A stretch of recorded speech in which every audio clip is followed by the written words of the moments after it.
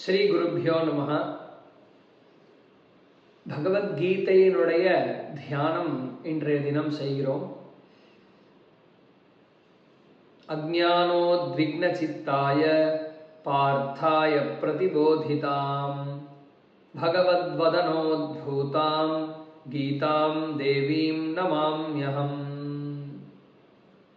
வித்யா சமஸ்தாஸ்தவ தேவி பேதாக அப்படின்னு புராணங்கள்லாம் எல்லா வித்யையுமே சாக்ஷாத் மகா சரஸ்வதி, மகாலட்சுமி, ஸ்ரீ துர்கை இந்த மும்மூர்த்திகளான தேவதைகளுடைய ஸ்வரூபமாகவே வர்ணிக்கப்படுறது எல்லா வித்யைகளும். அதிலையும் அத்வைத வித்யான இந்த பகவத்கீதைய, ஆத்ம வித்யான இந்த பகவத்கீதைய சாக்ஷாத் 3 தேவிகளினுடைய ஸ்வரூபமாகவே நாம் பாவிக்கிறோம். வித்யா ரூபமாக படிப்பு அப்படிங்கிற வடிவத்தில் இருக்கக்கூடிய 3 தேவிகள் இது. அதனாலதான் தாயார் அப்படின்னு நாம சொல்றோம்.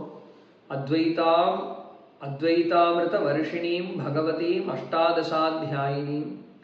அத்வைத்தம் அப்படின்னு சொல்லக்கூடிய மழைய பொழியக்கூடிய தாயார், கருணையுடையவள், 18 அத்தியாயங்களை கொண்டவள்.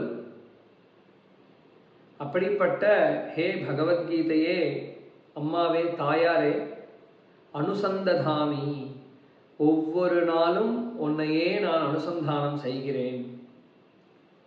பவத்வேஷினி, எப்பேற்பட்டவது இந்த பகவத்கீதை அப்படின்னு கேட்டா, இந்த பகவத்கீதையை நித்தியம் அனுசந்தானம் செய்யக்கூடியவனுக்கு பவம்னு சொல்லக்கூடிய இந்த சம்சாரம் விலகிடும் அப்படின்னு சொல்றார். அப்பேற்பட்ட ஒரு தாயார்.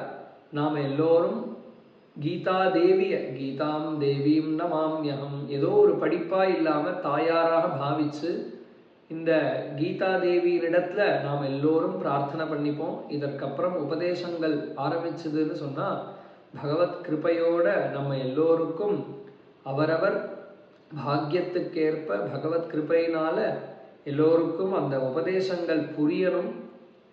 புரியறதோட இல்லாம மனசுல நிக்கணும். மனசுல நிக்கிறதோட இல்லாமல் அது அந்த ஞானத்துக்கு சாதனமான ஒரு தர்மாச்சரணம் அப்படிங்கிறது நடத்தையில வரணும். அப்படிங்கிறத சாக்ஷாத் கீதா தேவியின் இடத்திலேயே நாம் பிரார்த்தனை பண்ணிட்டு கீதையை அத்தியனம் செய்வோம்.